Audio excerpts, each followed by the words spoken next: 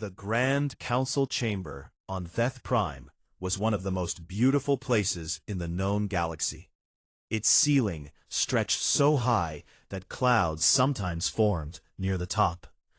The walls were made of a pale blue crystal that glowed softly, and the seats rose in great curved rows, filled with the representatives of over 200 species. Beings of every shape and size sat in those seats. Some with 4 arms, some with no arms at all, some breathing through masks, some floating in tanks of liquid. It was the center of galactic civilization. It was where the fate of worlds was decided. And on this particular morning, it was where Ambassador Kale Morrow of Earth stood alone on the speaking floor, feeling very small. He was a tall man by human standards, with short gray hair and dark eyes that had seen too many long nights in too many cold conference rooms. He wore the deep blue uniform of Earth's diplomatic corps, and he held a single data pad in his hands. He had prepared his speech for 3 months. He had practiced it in front of mirrors, in front of colleagues, in front of his own reflection in the black window of his shuttle on the long ride to Veth Prime. He began to speak. He spoke about Earth's colony worlds, about Kepler Station, which had become a thriving hub of science and culture, about New Carthage, where almost 80 million humans had built lives from nothing in less than a generation, about Solus IV, a quiet agricultural world that fed 3 off-world colonies and asked for nothing in return. He spoke about humanity's desire to trade fairly, to be treated as equals in the galactic community, to have the same access to shipping lanes and resource markets that older, more established species had enjoyed for centuries. He spoke well. His words were clear and respectful. He asked only for fairness. When he finished, the chamber was quiet for a moment. Then the laughter started. It came first from the Dracoth section. The Dracoth were tall, broad-shouldered beings with dark gray skin and eyes like polished silver coins. They had ruled much of the known galaxy for over 3,000 years. They had fleets that could darken a sun.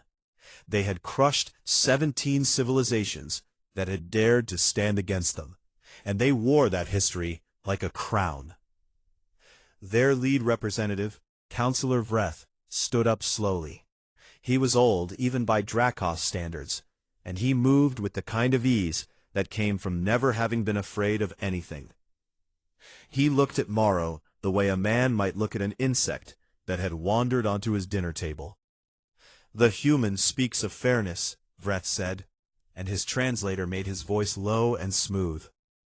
"How charming, a species that has existed for a cosmic eye blink, a species that still burns things to make heat, a species that has been among us for less than 30 years and already believes it deserves a seat at the table of the great."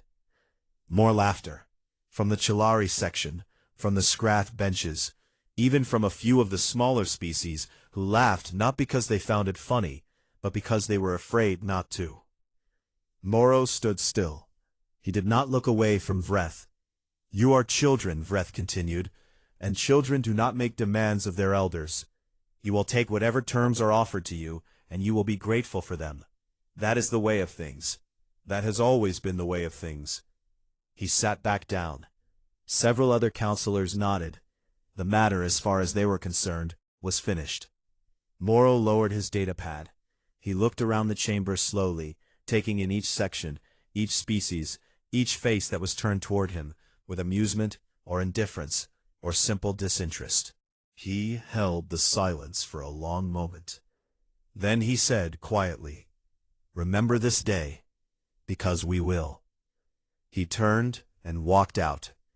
No one stopped him. No one called after him. A few councillors were already talking amongst themselves about the next item on the agenda.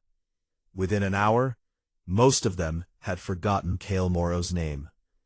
They would not forget it again. The attack came 14 hours later. It was not announced. It was not preceded by a declaration of war or a list of demands.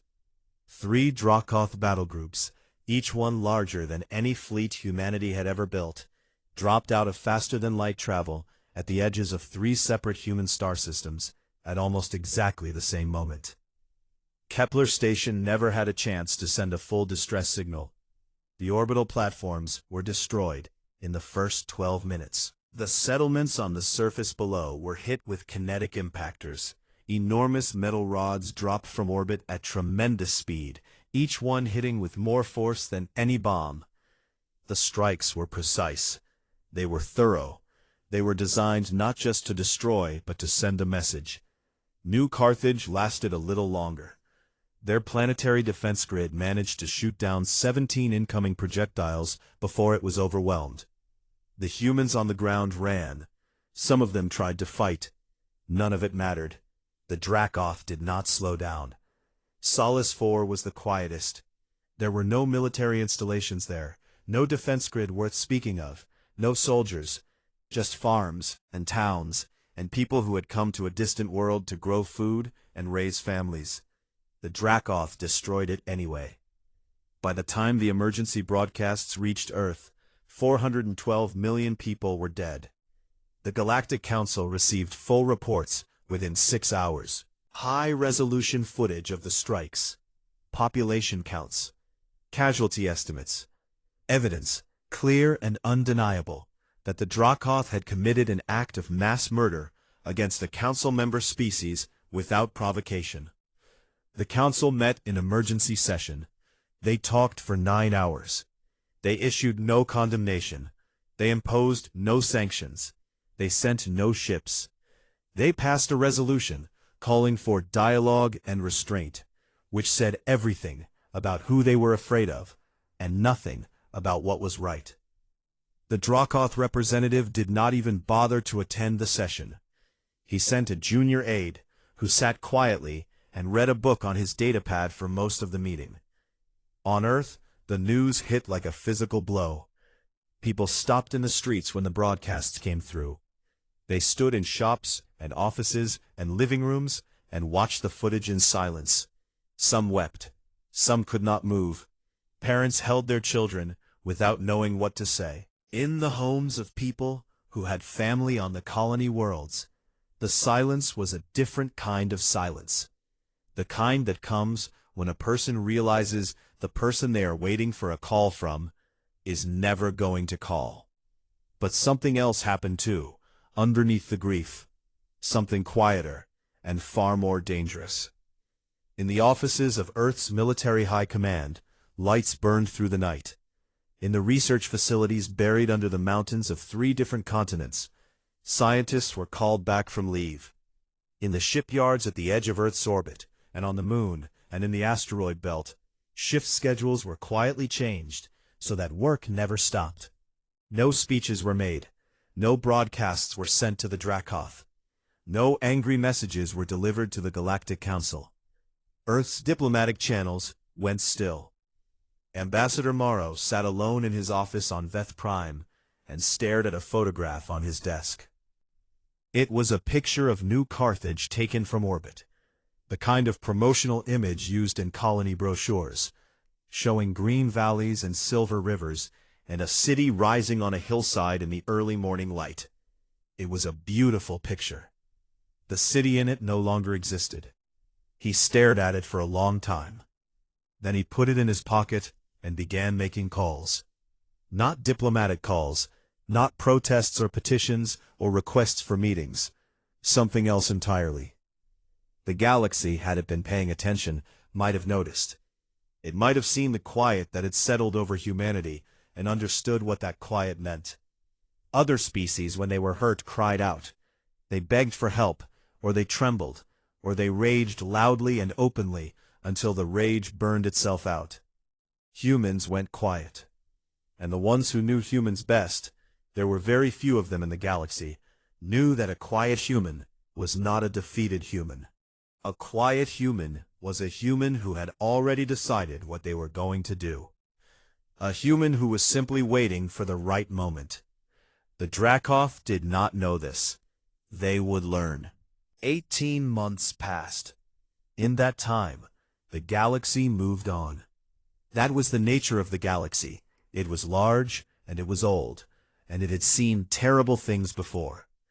The destruction of 3 human colony worlds was noted in historical records, discussed briefly in academic circles, and then quietly filed away under a category that translated roughly as expected consequences of inexperience. The Dracoth had done what the Dracoth always did. The Council had done what the Council always did. And humanity, as far as anyone could tell, had done nothing. That was what most of the galaxy believed. They were wrong. Voss was a Scrath, and like most Scrath, he made his living by knowing things other people did not. He was short and thin, with 4 nimble hands, and eyes that could see in near total darkness.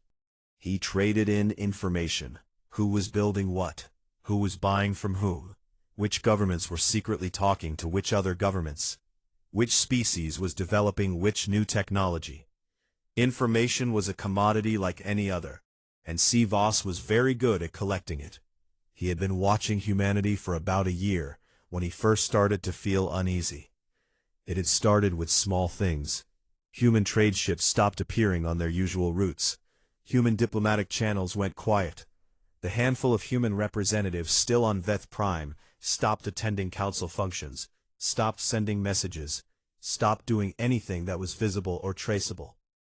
At first, Voss assumed they were grieving. That was what species did after a catastrophe. They retreated, they mourned, they eventually came back, a little smaller and a little more careful than before. But humans did not come back. He called in favors from contacts near human space. He paid good money to a Chelari scout ship captain to make a pass through the outer edges of the Sol system and report what she saw. He bribed a cargo hauler who had a regular contract delivering raw materials to one of humanity's outer stations to keep a detailed log of everything she observed. What came back disturbed him deeply. The cargo hauler's log described a station that had tripled in size in less than a year. New construction was happening on every level. Not living quarters, not commercial space, not the kind of expansion you did when your population was growing. This was industrial construction, massive fabrication units, power relays, docking arms large enough to hold warships twice the size of anything humanity had previously built. The Chelari captain's report was even more unsettling. She had approached the edge of the Sol system carefully and from a distance, using her ship's long-range sensors. What she saw made her turn around and leave without completing her pass.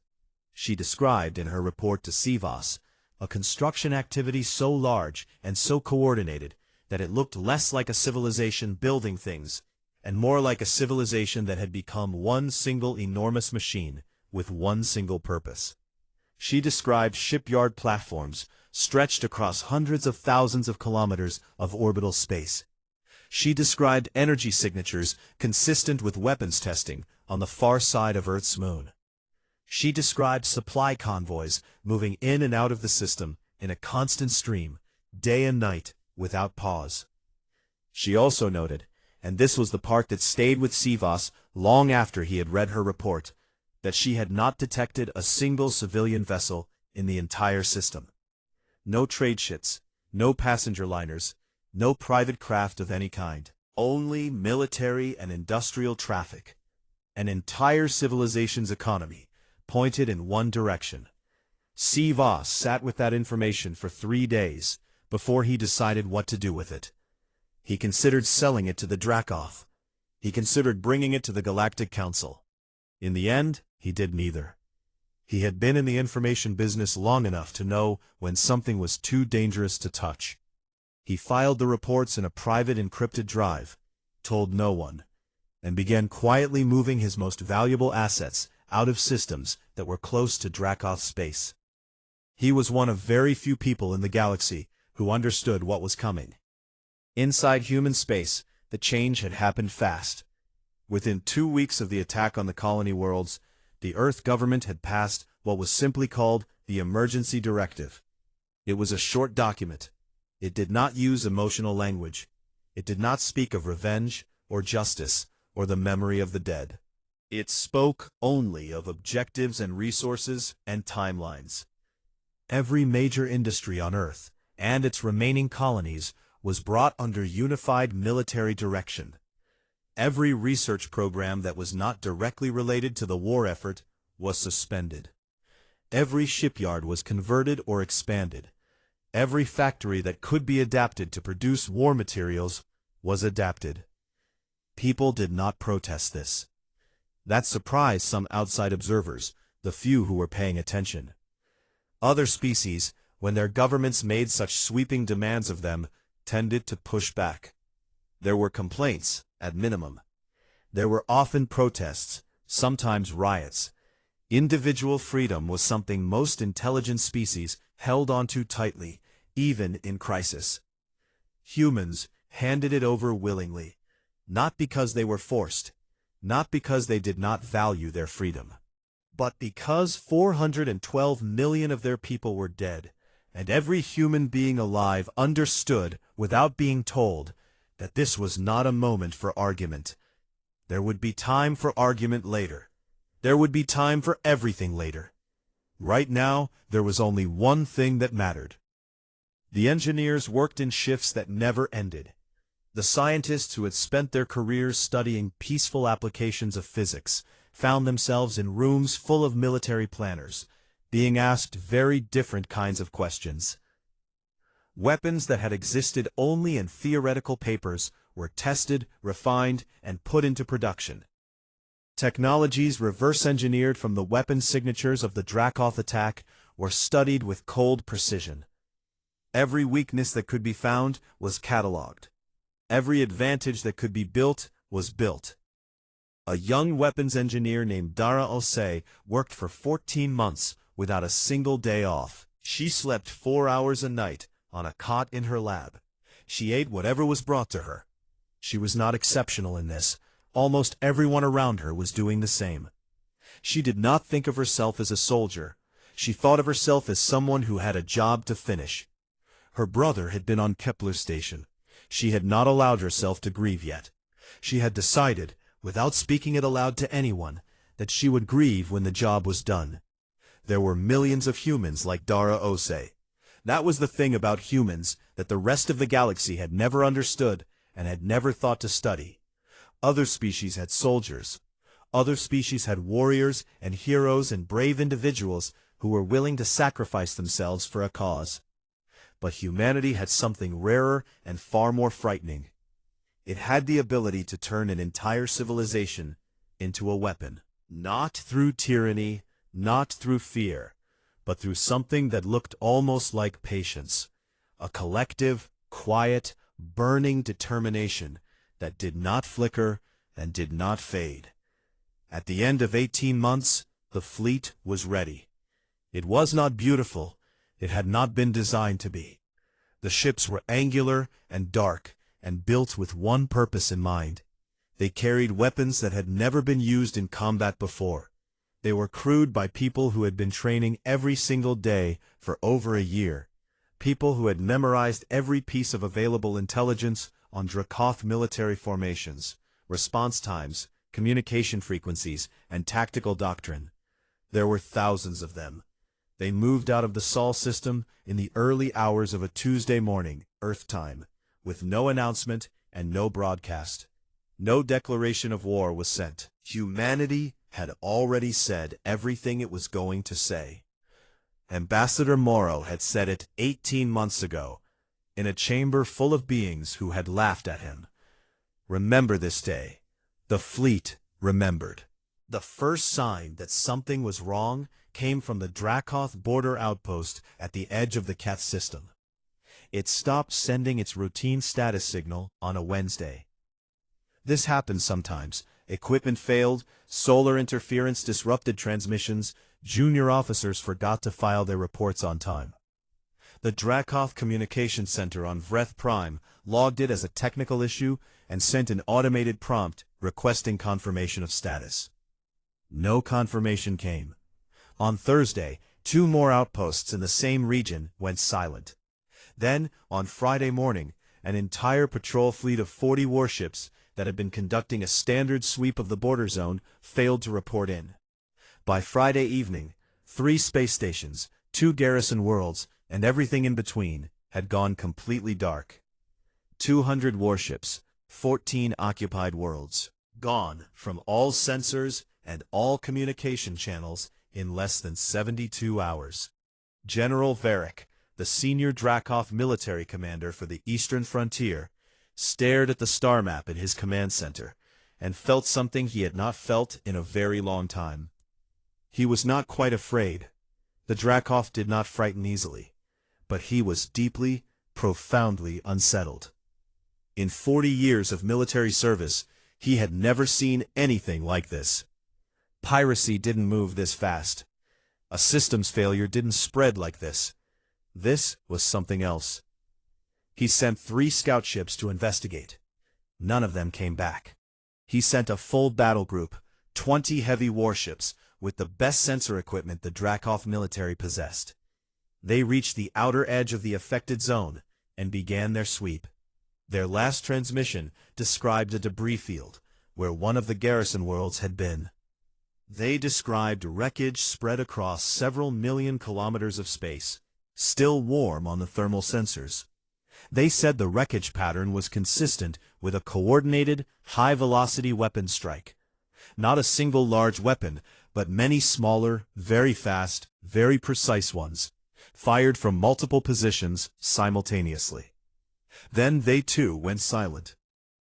General Varric sent his report to the capital and requested immediate reinforcements. His message used language that Dracoth military officers almost never used. He described the situation as critical. He used the word unknown 4 times in a single paragraph. On Vreth Prime, Counselor Vreth read the report and set it down on his desk. He was quiet for a moment. Then he asked his aide to pull up the last known intelligence on human military capability. The report that came back was 18 months old. It described a small, modestly equipped defense fleet. Nothing remarkable, nothing threatening. A junior species with basic weapons technology and no real combat experience. Vreth read it twice. Then he looked at his aide. "Get me an update," he said. "A real one, today." His aide left the room. He did not come back with good news. Commander Asha Ven stood on the bridge of the EFS Carthage, named deliberately for one of the worlds that no longer existed, and watched the tactical display with calm, steady eyes. She was 43 years old, with close-cropped hair and the kind of face that did not give much away. She had spent 12 years in Earth's defense forces before the attack, and the 14 months since in constant training and planning. She was not the kind of officer who made speeches. She was the kind of officer who made decisions, quickly and correctly, and expected the people around her to do their jobs. The Dracoth battle group on her display was moving to intercept. 20 ships, heavy class, well-armed. By old human military estimates, a force like that would have been a serious threat to anything humanity could have put in space 18 months ago. Things had changed. "All wings confirmed targeting solutions," she said. "Confirmed," said her tactical officer. "Execute."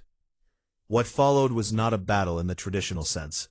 A battle implied 2 forces meeting and struggling against each other, with the outcome uncertain. What happened in the Ketch system was something closer to a demonstration. Human ships moved in coordinated patterns that the Dracoth tactical systems had never seen before. Not because they were impossible to understand, but because no species in the galaxy had ever fought this way. Fast, distributed, constantly shifting, with each ship acting as both attacker and part of a larger trap. The Dracoth were good fighters. They were experienced, disciplined, and brave. They adapted quickly and did not panic easily. It did not matter. By the time their commanders understood what the humans were doing, it was already too late to do anything about it. The battle lasted 19 minutes. Commander Ven watched the last Dracoth signal vanish from her display.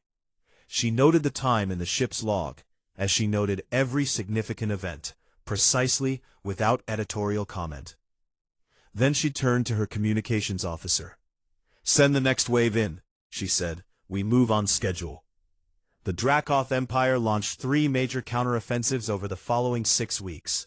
The first one was large and fast, a hammer blow aimed at cutting the human fleet in two before it could consolidate its position in Dracoth space. The Dracoth commanders were experienced, and the plan was well designed. It might have worked against almost anyone else. The humans absorbed the strike, fell back in a controlled retreat that looked like a collapse, but was actually a funnel, and then hit the pursuing Dracoth fleet from 4 directions at once.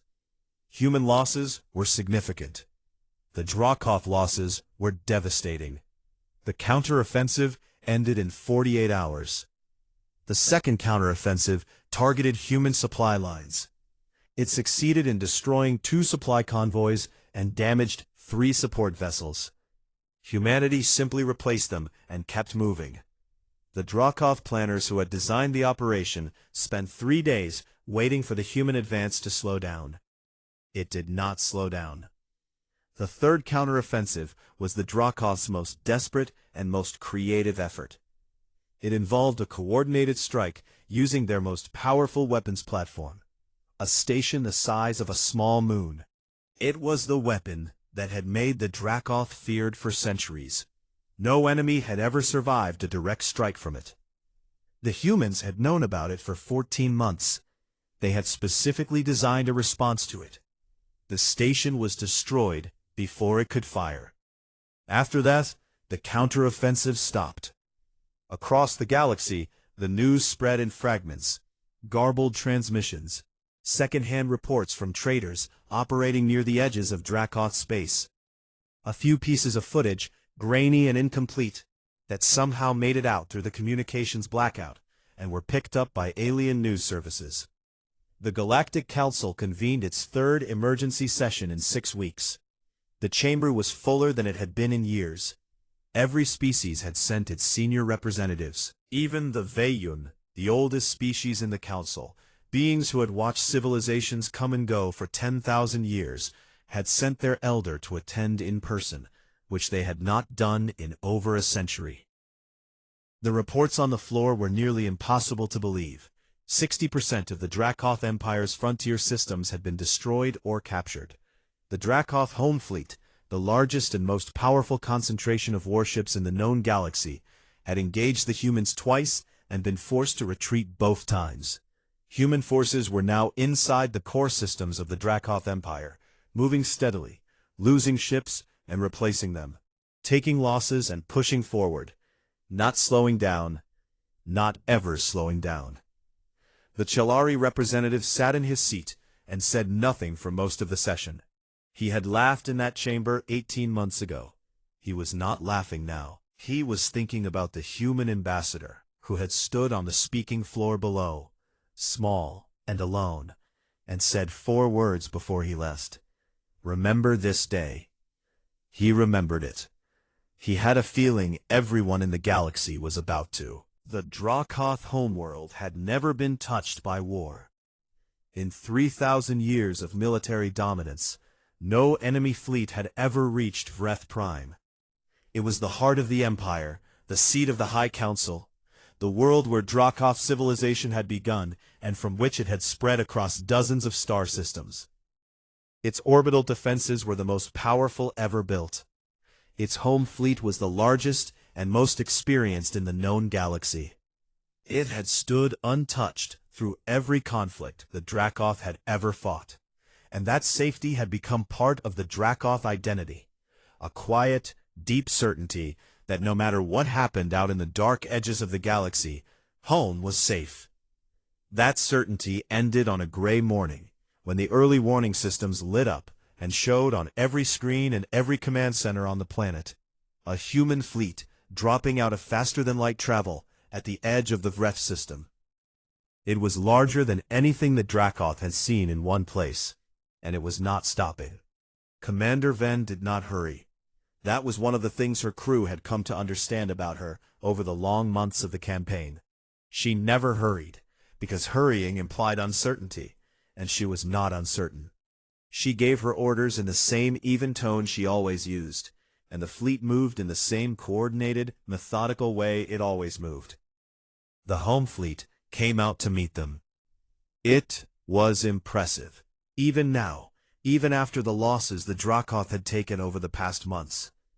The ships were large and well-armed, crewed by soldiers who had trained their whole lives for this moment. They came out fighting hard, and the battle was the longest and most costly the human fleet had faced in the entire campaign. But the Dracoth had been fighting for months with bad news, falling supply lines, failing communications, and the knowledge that everything behind them was gone. Armies could fight through fear, they could fight through exhaustion. What they could not fight through, not for long, was hopelessness. And as the hours of battle passed and the home fleet's numbers fell, and the human ships kept coming, something broke in the Dracoth formations. Not all at once, slowly, ship by ship. Some simply stopped firing. By the time the sun on Vreth Prime was setting, the orbital space above the homeworld belonged to humanity. Then stood on her bridge and looked at the planet on her main screen. It was a dark blue and brown world, lit from one side by its sun, turning slowly in the dark. Cities were visible on the night side, clusters of light in the black. Billions of people down there. None of them soldiers. None of them the ones who had given the orders 18 months ago. She thought about New Carthage. She thought about Solus 4. She thought about Kepler Station.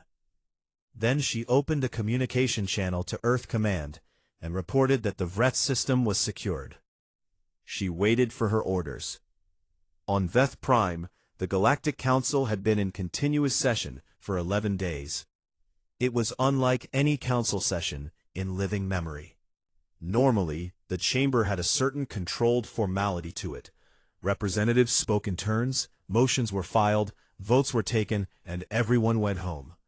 Now it felt more like a room full of people who were trapped together and could not agree on what to do about the fires spreading toward them. 6 different species had sent formal communication requests to the human fleet, asking, some of them begging, for Commander Ven to stand down and allow diplomatic negotiations to begin. Ven had received each request politely, acknowledged it, and forwarded it to Earth Command without comment. Earth Command had not yet responded to any of them. The Veyun Elder, a being called Sa, had not left the chamber in 4 days. Sa was old enough that most of the other counselors had never known a time when she was not there. She had seen empires rise, she had seen them fall. She sat in her seat at the high tier of the chamber and watched the proceedings below with eyes that were pale and still, and she said very little. When she did speak, people listened. On the 11th day, she spoke. "We are not here," she said, "because humanity has done something unexpected. We are here because we did. We chose silence when we should have spoken. We chose safety when we should have acted. What is happening now is not a crisis that arrived from outside. It is the consequence of what we allowed in this room." The chamber was very quiet. "The question before us," Sa continued, "is not how to stop humanity. It is too late for that, and it was perhaps too late the moment we said nothing. The question is what kind of galaxy we want to exist in when this is over. That question we can still answer." She sat back and said nothing more. On Vreth Prime, something happened that had not happened in 3,000 years. Counselor Vreth, stripped of his formal robes, his title reduced to a matter of formality in a government that was rapidly ceasing to function, walked into the remains of the Dracoth High Council chamber with a small delegation. He was old, and he looked it now in a way he had not before. The easy certainty that had always been in his posture was gone. He requested a communication channel to the human fleet. Commander Ven took the call herself. Vreth looked at the human woman on the screen, this calm, steady, unremarkable-looking person who had dismantled the greatest military empire in the galaxy in less than 3 months. And he said, in a voice that was careful and controlled, and very tired, that the Dracoth Empire was prepared to discuss terms of surrender. Ven looked at him for a moment. "I'll pass that to Earth Command," she said, and closed the channel. The debate on Earth lasted 5 days. It was not a quiet debate. It was loud and difficult, and at times it felt like it might tear things apart. There were people, many people, including some in positions of power, who said that the Dracoth should be destroyed completely. That mercy was a luxury that 412 million dead people could not afford. That the only way to ensure this never happened again was to make sure the Dracoth could never do it again, permanently and finally. These voices were loud, and they were not unreasonable. The people making that argument had lost family. They had lost friends. They had spent 18 months working toward this moment, and they wanted it to mean something absolute. But there were other voices. There were people who said that what made humanity different, what had always made humanity different, was not its capacity for destruction. Any species with sufficient technology could destroy. What was rare, what was genuinely remarkable, was the ability to choose not to win completely, and still choose something harder than annihilation. To look at an enemy that had done monstrous things and decide that the future was worth more than the satisfaction of the moment. Ambassador Morrow did not speak much during those 5 days. He listened. He sat in meetings and read reports and walked alone through the halls late at night. He thought about New Carthage.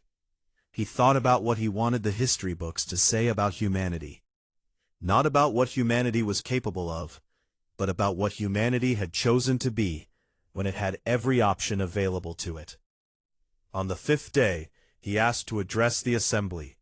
He spoke for 11 minutes. He did not use notes. When he finished, the vote was taken.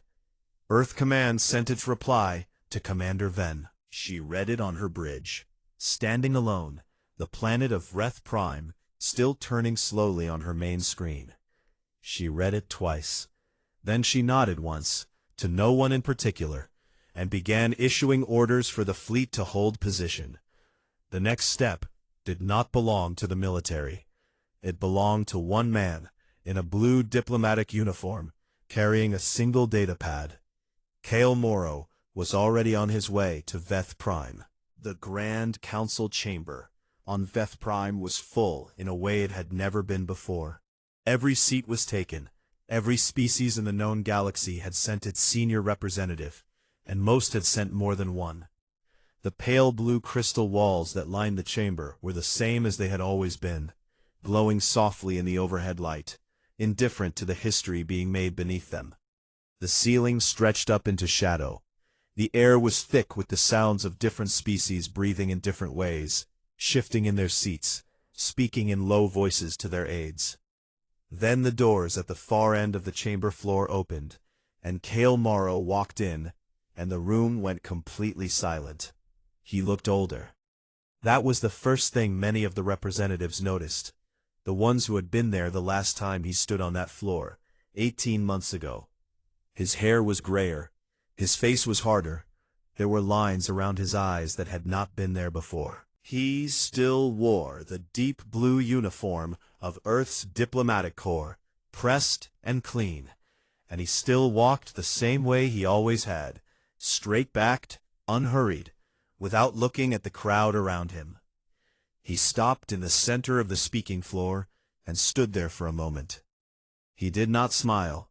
He did not look pleased, or proud, or triumphant.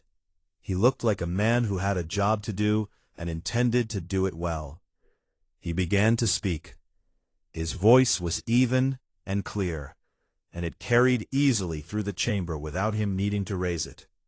He spoke without notes. Every word had been carefully chosen, not to impress, not to humiliate, but to be precise.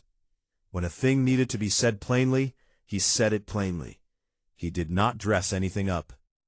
He began with the dead. He named each colony world. He spoke the number of people who had died on each one. He did not linger on it. He did not try to make the chamber feel the grief he felt. That was not why he was there. He stated the facts, the way a person reads the names on a memorial wall, with weight, with permanence, with the quiet insistence that these were real people and what had happened to them was real, and no amount of diplomatic language would change that or soften it. Then he turned to the terms. The first term was reparations. Full financial and material compensation to every family that had lost someone, and to the Earth government for the cost of rebuilding what had been destroyed. The amount was specified precisely. It was not a small number. The second term was the disarmament of the Dracoth military to a defense-only force, to be monitored by an independent body for no fewer than 100 years. Every offensive weapon system, every battleship-class vessel, every weapons platform above a specified size, gone. Not mothballed, not stored. Dismantled. The third term was a war crimes tribunal. Every individual who had planned, authorized, or directly participated in the attack on the colony worlds was to be handed over for trial. The tribunal would be independent. The evidence would be public. The proceedings would be open to all council species. The verdicts would be final. The fourth term was the immediate and unconditional recognition of full sovereignty for every species that had been under Dracoth control or influence. Their territories were their own. Their resources were their own. The Dracoth had no further claim on any of them. The fifth term, and here the chamber, which had been very still, seemed to get even stiller, was the restructuring of the Galactic Council itself. Humanity would receive a permanent seat on the Council's senior body, with full voting rights and veto power equal to any other member. The Council's charter would be amended to include a binding mutual defense clause. An attack on any member species would be treated as an attack on all of them. The clause would have teeth. It would have enforcement mechanisms.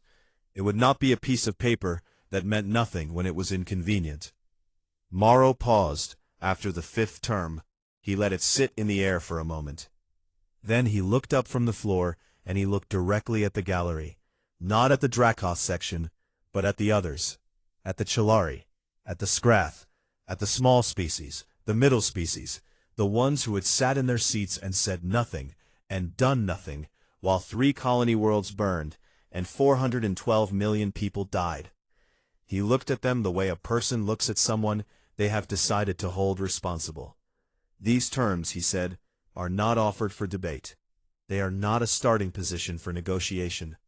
The only question before this council is whether you vote to accept them, or whether you explain to your people why you chose not to. He let that sit for a moment too. I also want to say one more thing, he continued, not as part of the terms, just as a matter of record.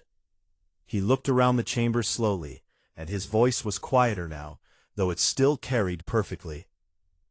When 3 of our worlds were destroyed, this body met in emergency session. You talked for 9 hours. You passed a resolution calling for dialogue and restraint. Not one of you sent a ship. Not one of you issued a condemnation with teeth in it. Not one of you did anything that cost you anything. He paused. We remember that. We will always remember that. We are not here today to punish you for it. But we are here to tell you that the way this council has operated, the way powerful species do what they want and everyone else looks away, that is over, because we are now the ones you cannot afford to look away from. He stopped speaking. The chamber was so quiet that the soft hum of the environmental systems was clearly audible. Then the Vayun elder, Sa, raised one hand slowly from her seat in the high tier. It was the traditional gesture that meant a speaker wished to address the floor. The chamber moderator, by reflex, recognized her. Sa stood. She was very old, and it took her a moment to get to her feet. But when she stood straight. She looked down at Morrow on the speaking floor below, and something moved across her pale eyes, something that was very close to respect. "This council," she said, in a voice that had addressed 1,000 sessions across 1,000 years, "will vote on the terms as presented." She sat back down. The vote took 4 minutes. Every species voted in favor. There was no dissent, not one abstention. The chamber moderator read the result aloud, and it was entered into the official record of the Galactic Council with a timestamp and a seal. Morrow listened to the result. He nodded once. Then he turned and walked toward the exit doors, and the chamber watched him go in silence. He did not look back. He did not acknowledge the vote with any visible emotion. He had come to do a job, and the job was done. There was other work waiting. Reconstruction, tribunals, negotiations with a dozen newly freed species, the long, difficult business of building something better out of what had been broken. He had almost reached the doors when they opened, and a junior aide stepped through to meet him, carrying a message pad. Morrow glanced at it. It was a short message from Commander Venn, sent from orbit above Vreth Prime. It read, "Vreth in custody. Transfer to tribunal ship confirmed. Fleet standing by for further orders." He pocketed the pad and walked out into the corridor. Behind him, in the chamber, the sound of hundreds of voices slowly filling the silence followed him down the hall. He did not listen to what they were saying. It did not matter what they were saying. Inside the chamber, the Veyun elder Sa sat alone in her seat, long after most of the other representatives had left. She had a small recording device, which she used sometimes to dictate notes to the council's historical archive. She turned it on now, and held it close, and spoke in a low, unhurried voice. She described the session. She described the terms. She described the vote. She described Ambassador Morrow walking in, and what he had said, and how he had said it, and how the chamber had looked and felt and sounded. Then she paused, and added one final note.